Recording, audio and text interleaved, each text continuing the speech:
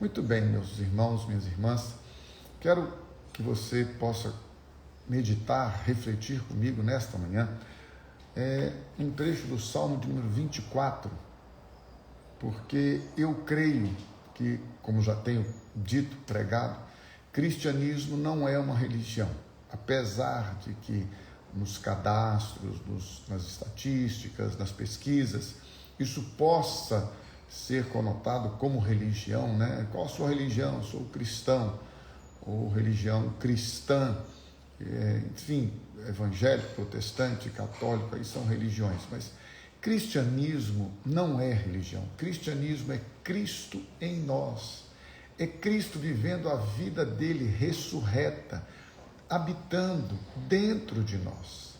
Não é uma questão de regras, de preceitos, de legalismo, de dogmas, não existe isto. É Cristo em nós. Como é que você vive o cristianismo? Você vive o cristianismo a partir da vida de Cristo em você. Como é que a vida de Cristo pode estar em nós? Quando nós experimentamos o novo nascimento, a libertação desta natureza carnal, perversa, maligna, corrupta, que herdamos do nosso pai Adão e Eva. Eles pecaram, desobedeceram a Deus e transmitiram a partir desta desobediência uma genética, um DNA corrompido. E este DNA nos leva à escravidão do pecado. Por isso que a Bíblia diz que muitas vezes, com o meu pensamento, com o meu entendimento, com a minha intelectualidade, com a minha compreensão lógica, eu tenho prazer na lei de Deus, mas vejo nos meus membros, no meu corpo, outra lei que batalha, que guerreia contra a lei do meu entendimento, e por mais que eu queira, esta outra lei, ela subjuga, ela domina e me prende, me faz escravo do pecado. Por isso que muitas vezes o bem que eu quero fazer eu não faço, o mal que eu não quero, esse eu pratico. Então o apóstolo Paulo explica isto na carta que ele escreve aos irmãos que estão em Roma, e ele diz: se eu faço o que não quero, já não o faço eu, mas o pecado que habita em mim. Cristo veio para nos libertar deste pecado. É a libertação da natureza pecaminosa. O perdão, ele nos dá através do seu sangue, o perdão dos pecados, dos atos, das ações e reações que nós cometemos, pecados, mas da natureza pecaminosa que nos escraviza e nos leva a cometer os pecados da causa, ele nos livra, ele nos liberta por meio da sua morte e da sua ressurreição, dando a você e a mim, então, a oportunidade de vivermos agora uma vida de santidade e justiça perante ele, não por causa de uma religião, não por causa de regras, preceitos e doutrinas humanas ou institucionais, mas ele nos oferece agora esta possibilidade por causa da sua vida, a vida ressurreta de Cristo habitando dentro de nós. Isto é maravilhoso. O Salmo de número 24 nos leva a uma referência e uma reflexão daquilo que Deus é e daquilo que Ele deseja para você e para mim, mas Ele coloca uma condição nesta relação. Muitas pessoas querem ter relacionamento com Deus, querem receber as bênçãos de Deus, querem ser abençoadas por Deus. Isso é maravilhoso, até porque Deus deseja nos abençoar. O desejo de Deus é abençoar. O propósito de Deus, ao criar-nos a sua imagem e semelhança, é abençoar-nos. Não pode existir outro propósito, outro desejo. Ele nos fez, Ele nos criou para sermos conforme a sua imagem e semelhança. Isso está na Bíblia desde Gênesis. O pecado deformou esse propósito, este projeto, este plano, deformou, mas ele não teve condições de acabar, de impedir este propósito. Por quê? Porque Deus amou o mundo, amou a você e a mim, de uma maneira tão profunda, tão especial, que Ele enviou o seu Filho Jesus, para que todo que nele crer não pereça, mas tenha vida eterna. E a partir desta vida eterna, desta vida de Cristo em nós, nós agora somos capacitados pelo Espírito Santo dele a obedecer a sua palavra, e aí sim, vivendo em santidade e justiça perante ele, recebermos as bênçãos que ele planejou, que ele estabeleceu para nós. Lembrando sempre que os pensamentos que Deus tem a seu, a meu, a nosso respeito, sempre são pensamentos de paz. Então, todo pensamento que a sua mente receber, que tire a sua paz, que coloque algo para perturbar a sua paz, a sua harmonia, você precisa rejeitar e receber os pensamentos de paz. O Salmo de número 24, então, ele faz a seguinte declaração: do Senhor é a terra e tudo o que nela existe, o mundo e os que nele vivem. Então, gente, vamos só parando aqui, né, para refletir sobre isso. Mas tudo é do Senhor, tudo é dele, tudo é para ele, tudo é para a glória dele. Foi assim na criação, continua sendo assim e sempre será assim, porque ele é o Criador, ele é quem fez, ele é quem faz, ele é quem estabelece, ele é quem sustenta todas as coisas pela palavra do seu poder. Então não tem como você e eu, se somos cristãos, se somos pessoas que declaram crer na Bíblia, não tem como a gente fugir disso. Foi ele quem fundou a terra sobre os mares e firmou-a sobre as águas. Então agora vem uma pergunta, já que nós, você e eu, como eu já disse aqui, desejamos um relacionamento com Deus, desejamos intimidade com Ele, desejamos estar com Ele, desejamos as suas bênçãos, desejamos a cada dia receber dele a provisão de alegria, de paz, de amor, enfim. Então tem uma pergunta no versículo 3 do capítulo 24 do livro de Salmos: quem poderá subir o monte do Senhor, ou quem poderá entrar no seu santo lugar? Que é onde nós queremos estar, não é? Nós desejamos, como eu disse aqui, ter intimidade, relacionamento com o nosso Pai Celestial. Se nós assim desejamos, é importante nós sabermos quais são os critérios. Como é que você e eu podemos fazer, como é que você e eu fazemos, qual é o caminho, qual é a condição, né? Porque tem uma pergunta: quem subirá ao monte do Senhor? Quem entrará no seu lugar santo? Ou seja, quem estará diante do Senhor em intimidade, em comunhão com Ele? É uma pergunta que está sendo feita no Salmo 24. E o próprio salmista, ele responde então. Davi, um homem que, como eu já disse aqui, guardadas as devidas características da velha aliança, é um homem segundo o coração de Deus. É um homem que experimentou coisas maravilhosas na intimidade com Deus.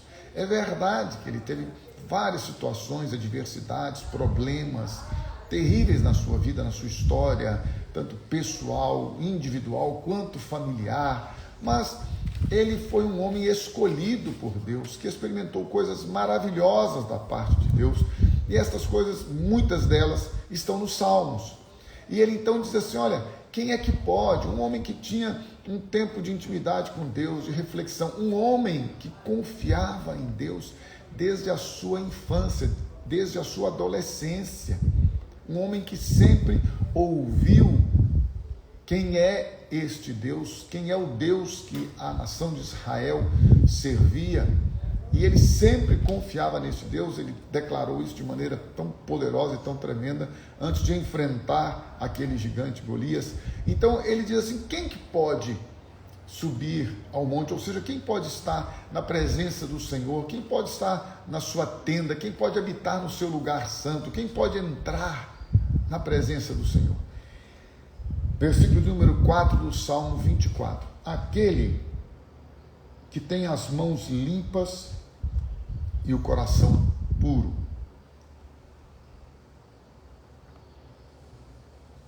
Aquele que tem as mãos limpas e o coração puro, que não recorre aos ídolos, ou como diz outra tradução, que não recorre à falsidade, ao falso testemunho, nem jura por deuses falsos. Ou seja, Davi entende claramente que o problema e a solução está no coração. Olha que interessante. Enquanto você e eu, por vezes, tentamos obedecer regras, como eu já disse aqui, de instituições e de religiões, Davi, já no Velho Testamento, obviamente, prevendo o sacrifício de Cristo, foi um profeta sobre a vinda de Cristo, o seu sacrifício, e ele já crendo nisto, prevendo isso, esperando isso, ele diz: quem pode estar diante do Senhor? Aquele que tem um coração puro, aquele que tem mãos limpas, aquele que não cede ao suborno, aquele que não cede à corrupção, aquele que não cede às tentações, aquele que não cede aos seus desejos pessoais, humanos, terrenos. Porque, meu irmão, minha irmã, não se iluda, viu? Você e eu podemos ser nascidos de novo, regenerados, habitados pelo Espírito Santo, cheios do Espírito Santo. A gente continua limitado, humano, finito, sujeito ao pecado. Se não vigiar, vai cair. Tem que vigiar, tem que orar, tem que buscar ao Senhor. É aquele que é limpo de mão, tem que ser limpo, tem que ser limpo. A mão tem que estar em todo o tempo, entendendo que são mãos santas. Não dá mais para viver no pecado, não dá mais para misturar com o pecado. Davi entende claramente isso e diz assim: olha, aquele que tem um coração puro, porque sobre tudo que se deve guardar, guarda, pois, o teu coração. Então ele diz: olha, a questão está no coração, gente. A questão é o coração, o que determina sua, minha, nossa vida, nossa salvação, nossa intimidade com Deus, nosso relacionamento com Ele, é o coração. Deus vê o coração, o homem vê muitas vezes as ações, as reações, as atitudes. Ok, não há nenhum problema em vermos e reconhecermos muitas vezes as pessoas pelos frutos que elas produzem, mas às vezes as pessoas também falsificam os seus frutos, produzem um tipo de fruto que é falso. Por isso que a Bíblia diz: ele não vive enganosamente, ele não vive falsamente, ele não jura por falsos deuses. Então ele não se apega aos ídolos, ele não se apega à aparência, porque Deus vê o coração. Então ele diz: para estar diante do Senhor, para estar no seu lugar santo, eu preciso de mãos limpas e de um coração puro. E este coração puro, você e eu só podemos tê-lo quando nós experimentamos o novo nascimento, quando nós experimentamos a libertação do pecado, a promessa de Deus, quando o profeta Ezequiel, entendendo isso também, prevendo a vinda de Cristo, irmãos.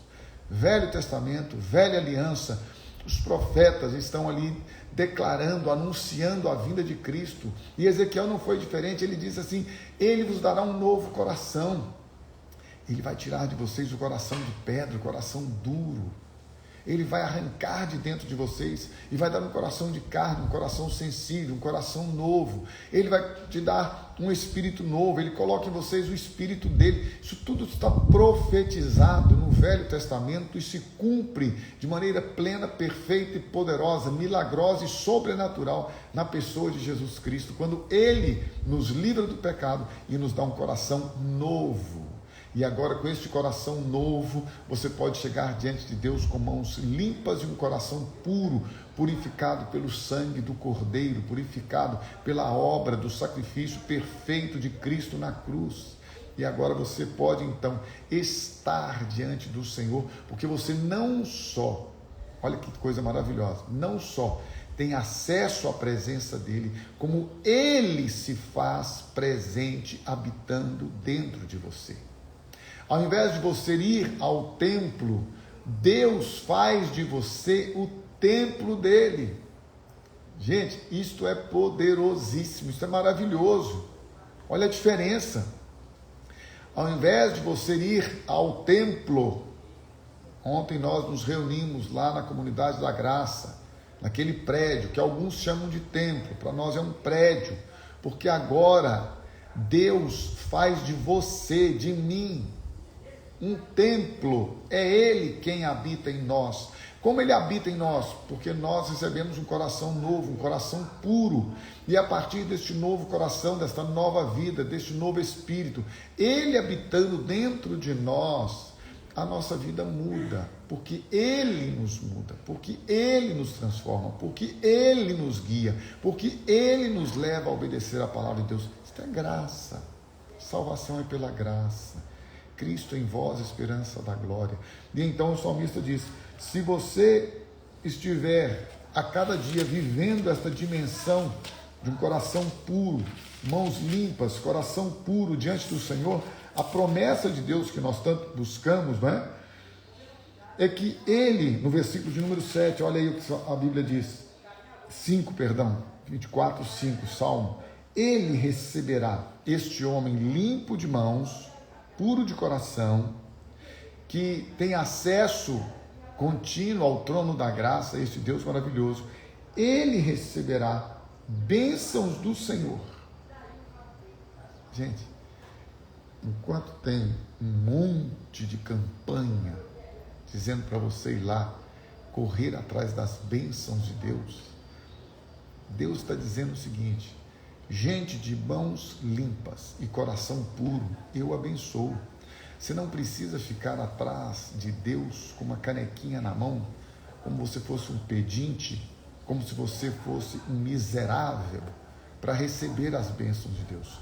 Quando você recebe um novo coração, uma nova vida, um novo espírito, a presença dele na sua, na minha, na nossa vida, já traz sobre nós, já vem sobre nós as promessas dele. Quando nós obedecemos a Deus, quando nós obedecemos a sua palavra, as bênçãos dele, as promessas dele já vêm sobre nós.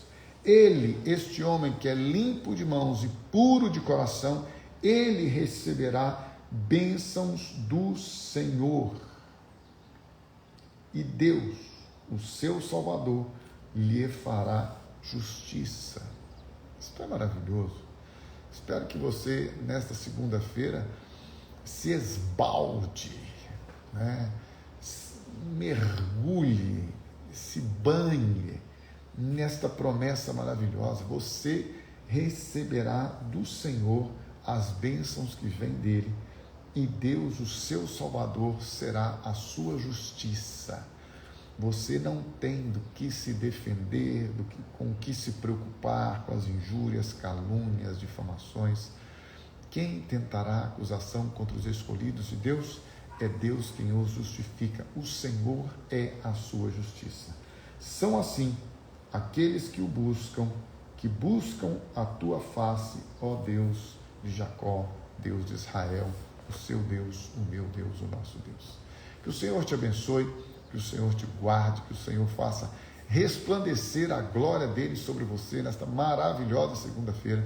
Você tenha uma semana muito abençoada e que em todo tempo você se lembre: não é o que eu faço, quem eu sou é que determina a minha intimidade com Deus e as bênçãos dele sobre a minha vida.